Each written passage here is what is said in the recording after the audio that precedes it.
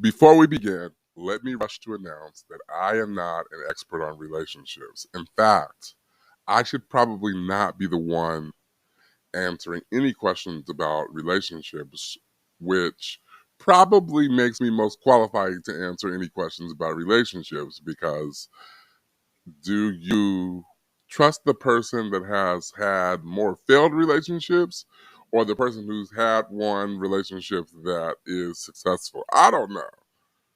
But I tell you what I do know. I know what the Bible says. I know what God's will is for relationships, and I got an opinion. So that's why this is Season with Salt, episode 189, and this is all about relationships. Thanks for listening.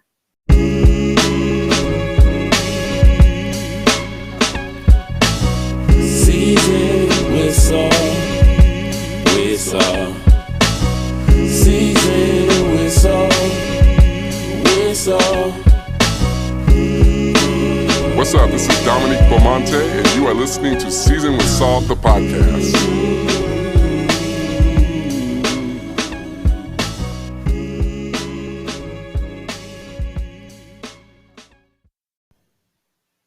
I used to have this.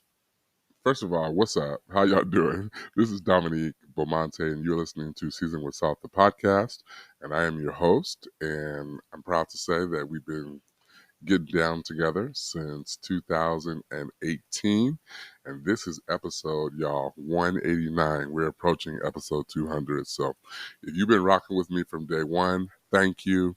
If this is your day one, thank you. Please go ahead and hit that subscribe button on your preferred podcast platform. If you're on Apple podcast platform, would you just rate the podcast and write a review? It can be Dominique is cool. Love the podcast. That matters. So I appreciate y'all. Listen, so I had this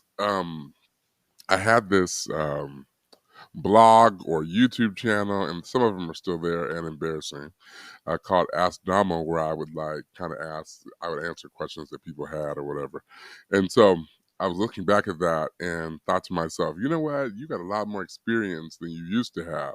So I was in this really interesting conversation with a couple of friends, and some of the questions that were coming up, it was like, oh my goodness, like these are um these are conversations that um like we need to have more of, right?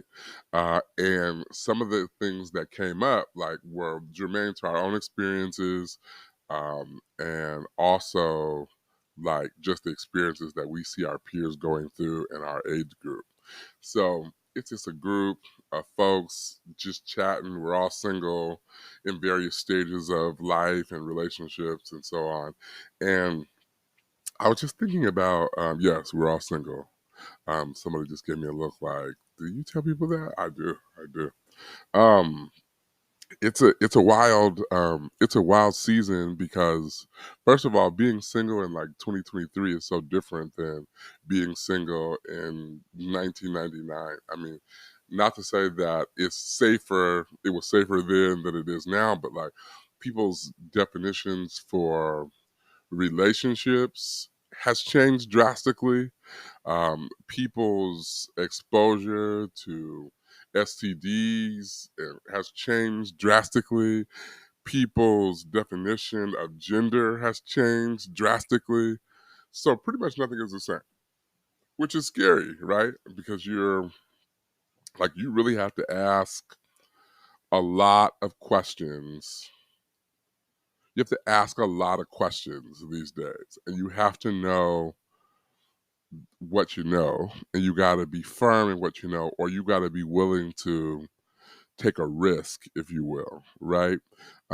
Within the confines of safety. And so, when I was like younger, because I'm still young, praise God, when I was younger, dating was as simple as you met somebody on Black Planet, or you you're in the same friend group, or you went to the club, or and the entry to relationships vary, right? Like you had sex with somebody from a one night stand, and then y'all just kept rocking with each other, or you messed around with them for a long period of time and then decided to be exclusive. Whatever it is, like it ain't as simple as that these days. Relationships are extremely complicated. So anyway, let me just tell you another thing that I know for sure. One of the things that hasn't changed about relationships is God's intention. God's intention for relationships has not changed. He still intends for a man and a woman to be in a covenant relationship and for men and women to guard their bodies, to guard their hearts, to guard their minds as they pursue marriage. And that's his intention, right? And I think that's important to note because this is a Christian podcast, and although we might talk about a variety of different subjects, it's important to know that the foundation of what we believe relationships to be is founded in the Word of God. Period. Okay, let's get to these questions. I got 4 questions, and they're not even really just hard questions. They're just questions that folks have asked or asked me to discuss. And I'm not touting to be an expert because some of these areas I'm definitely struggling in, but we'll get to that too. I also want to thank you for allowing me to be fully transparent. And I want to thank the people who listen to my podcast in completion because I run into a lot of people, and I think this is the danger of having like catchphrases and titles to your podcast that are supposed to lead people to listen. Well, the reality is people don't listen because people will be like, "Oh, I see what you said on Facebook," and it's like, "No, that was the subject of my podcast." So you got to be careful with that. Okay, question number 1: do I need to pursue closure with someone who I never officially dated? Do I need to pursue closure with someone that I never officially dated? So that's a loaded question, right? I think if you feel like there's a need to have closure, then there's probably more there. And I think this goes back to like these very definitions of relationship, right?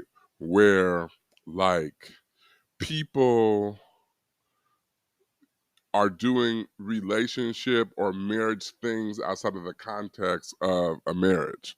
And so, or even let's not even use the word marriage.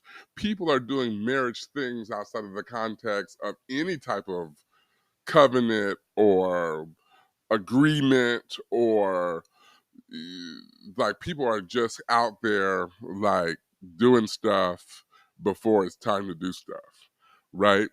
And I think you know the extent to which you have exposed yourself to somebody that you are not in a covenant relationship with. From my perspective, this is just my perspective. Closure is two-legged, right? There are two sides of closure. I think the first side of closure is you coming to terms with what you learned from the experience, what you got out of it, what you learned about yourself, what you can do differently, those kinds of things. I think that's important because you don't need somebody else to help you with that, right? You need to come to terms with how much you've exposed yourself, how you could have guarded your heart differently, what you gave in that situation or relationship that maybe was premature, etc. I think the other piece is when it comes to that other person, like, do you have peace? But also, I'm warring with that, right? Because you need to make sure that your peace is not connected to somebody that you're not with, right? Because if your peace is connected to somebody that you're not in a relationship with, they control you, right?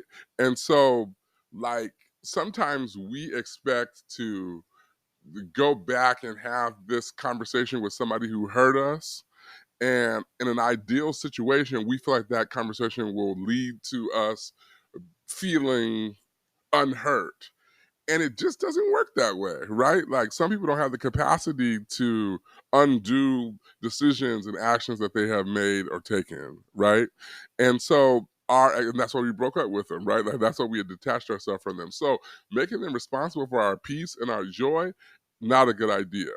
So sometimes I think we need closure and we don't, right? The closure is internal, right? The closure is between us and God.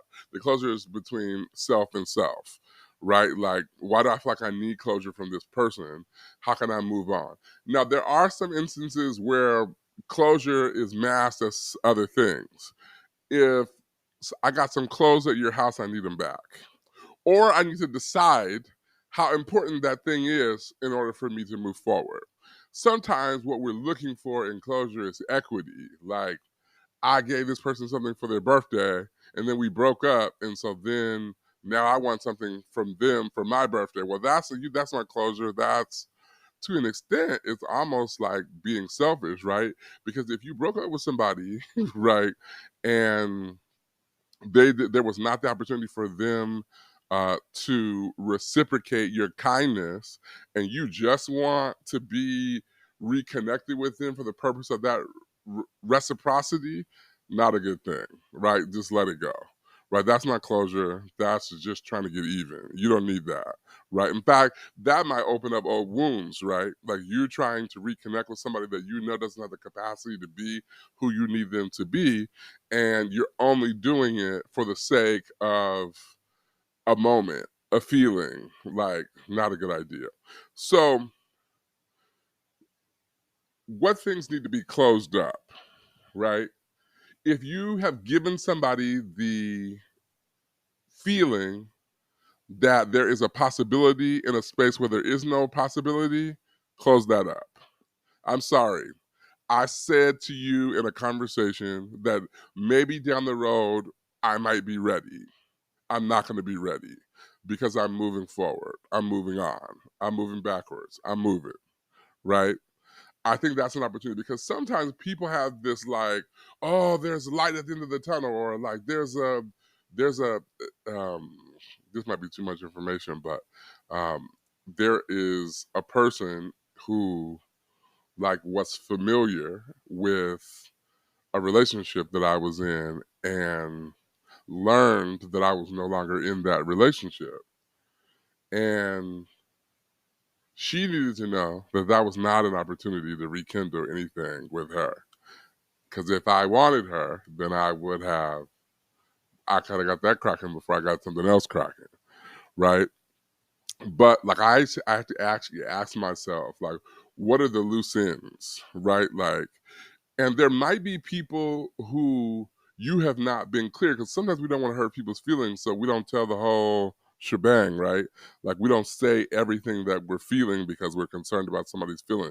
You might need to say more explicitly and directly, I am not interested in pursuing a relationship with you. And get away from like at this time. Get away from as far as I know. Get away from maybe down the road. If down the road comes, down the road comes. You ain't got to put that in your exit speech, right? Like, we need to have clean, hard endings, right?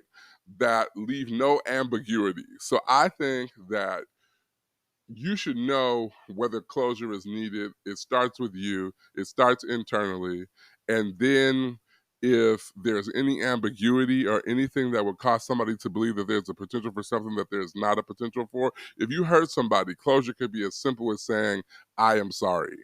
You don't need to meet up at their house to say that, right? Like, you don't need to have a party. You don't need to be trying to tell somebody, trying to create closure on somebody's birthday or on your wedding anniversary or on your anniversary of some. You don't need to try to create closure there because it's not going to end the way that you want it to end. It's going to be opening a new wound. And the purpose of closure should not be opening. Okay. So that's number one. That's number one. All right. How do I know if someone is my soulmate? How do I know if someone is my soulmate? Um, I would like to invite us into, well, I would like to say this is an easier sort of answer than probably people are expecting. What is your soul? It's your, the website says it's your immaterial essence. It's like your spiritual embodiment. It is the center of your being that you commit to a spiritual system. So if the point of our soul as Christians is to give our souls back to Christ, then a soulmate must be in alignment with God's intention for our life. So that's not emotional. That's not sexual. I know this is weird. I know. I know. The How can somebody be your soulmate if your soul belongs to Christ, but that the person that you are projecting to be your soulmate does not believe in Christ and or God's plan for your life? Now somebody might say, well, people are already married and they say and they say, oh, that's my soulmate. Okay. Because okay. Oh, I mean, like, I'm just saying that if you're trying to determine whether somebody is your soulmate and you're not in a covenant relationship with them, then you need to think about what your soul is and who your soul belongs to. Because I don't believe that God designs intimate relationships with the intention of them being bigger than our supposed relationship with him. I think he expects us to prioritize our relationship with him and then every other relationship. I don't know what no soulmate is. Shoot. I don't know. I don't know. I just would not disconnect a soulmate from my ultimate purpose. And I don't think it's selfish either. Like I don't think like the person has to like everything that you like in order for them to be your soulmate. But I just don't think that you know somebody's your soulmate because you have good sex with them, or you know that somebody is your soulmate because of the chemistry that you have, even outside of the context of sexual activity, right? Like, I feel like to be connected with somebody on a spiritual level really has to center around a shared pursuit of God. Now, let me hurry up to say that there's some people that are pursuing God. I'm pursuing God and you're pursuing God. That doesn't make us soulmates, right? I believe that God knits people together. And I believe that the terminology soulmate is the result of people who, through experience, through spiritual evolution, have learned that. I don't know if you just rock up on somebody and say, Johnny or Susie are my soulmate. I think you have to be extremely prayerful about attaching any kind of soul tie to anybody or anything. Because you don't want for the relationships that you are in pursuit of to be anti your pursuit of Jesus Christ if you know him. I'm going to leave that alone because that's all I can say. Question number 3. Is God doing the whole Hosea thing where we are attached to people intimately for reasons other than being madly in love with them? Is there a possibility that I might have a Boaz? Okay, y'all. I'm gonna hit the Boaz thing first. Really gotta, if you're gonna be even throwing out the name or the term Boaz, you really gotta study the Bible. That's not what people think it is, right? You gotta understand what a kinsman redeemer is. You got to understand that there was a huge age difference between Boaz and Ruth. You got to understand the importance of legacy and generational connectivity. You've got to understand the lineage of Jesus. People have misused the term Boaz. They do not have a clear understanding of what that story is about. So that's a pet peeve of mine.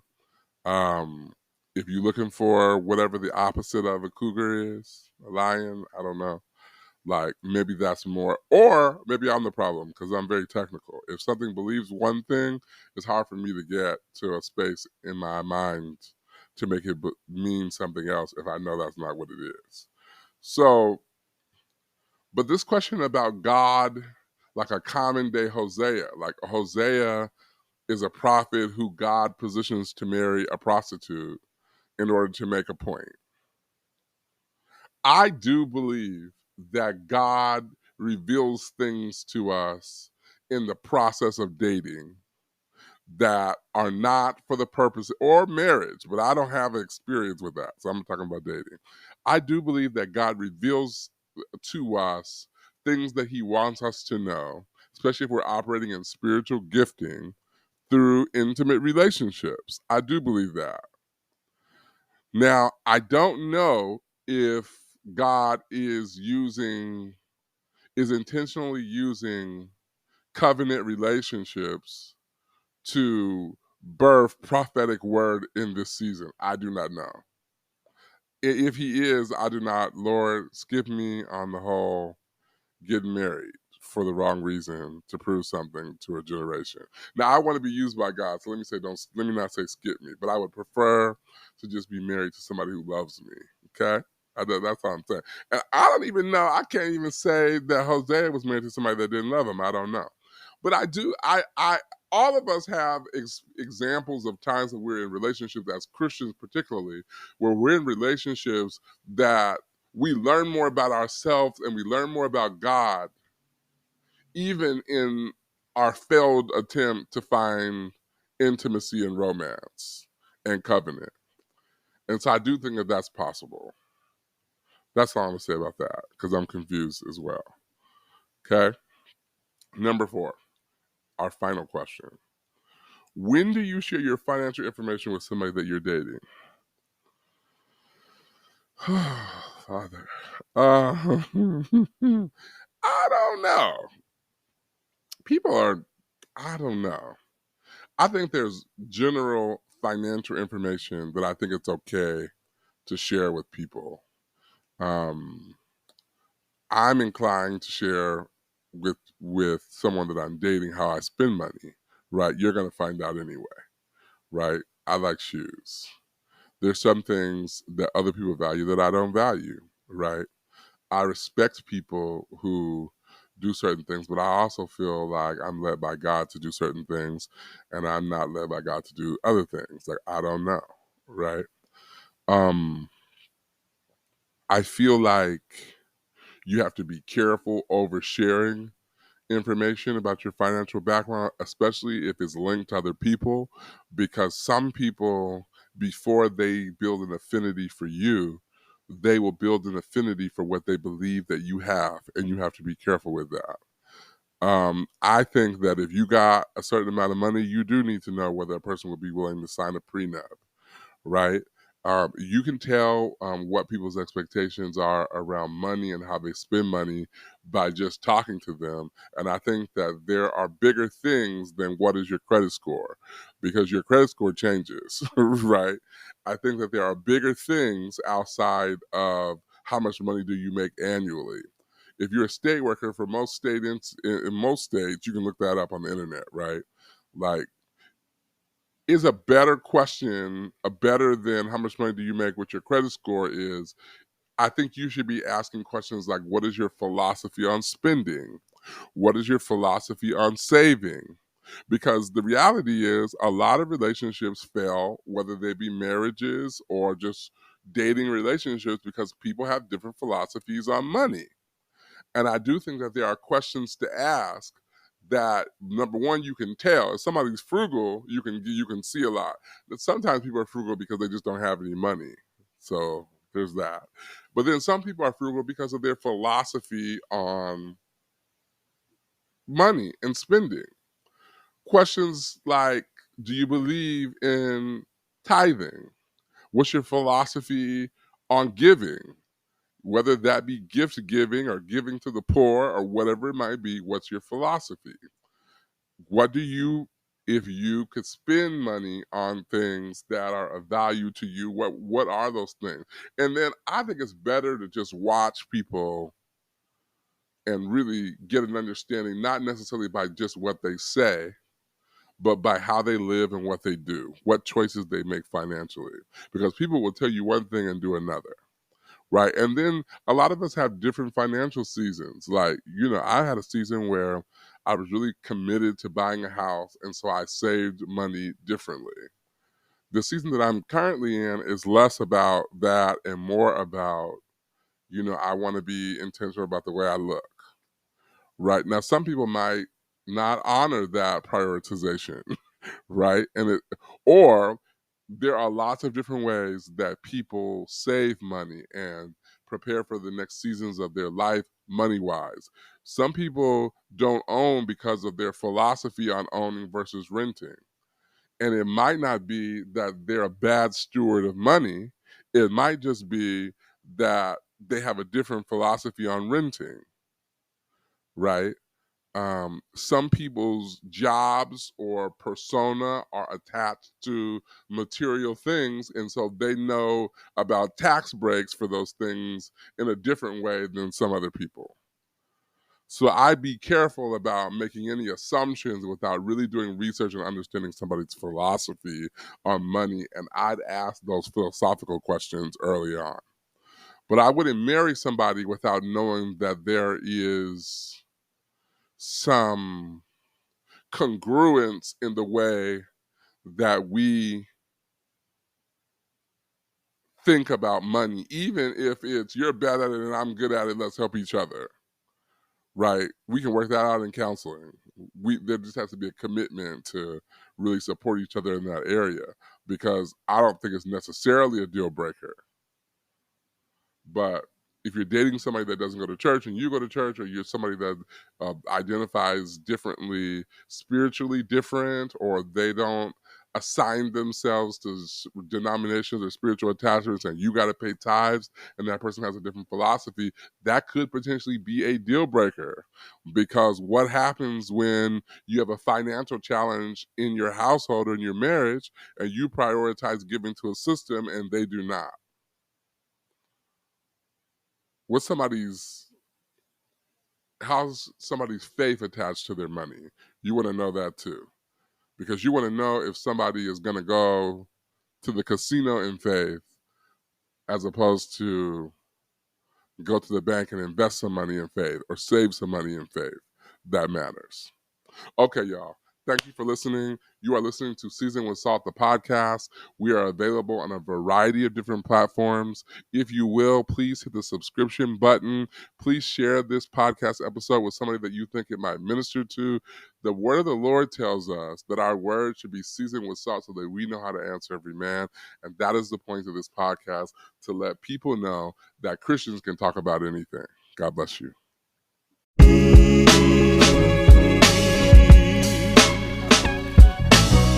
Season with salt, with salt. Season with salt, with salt.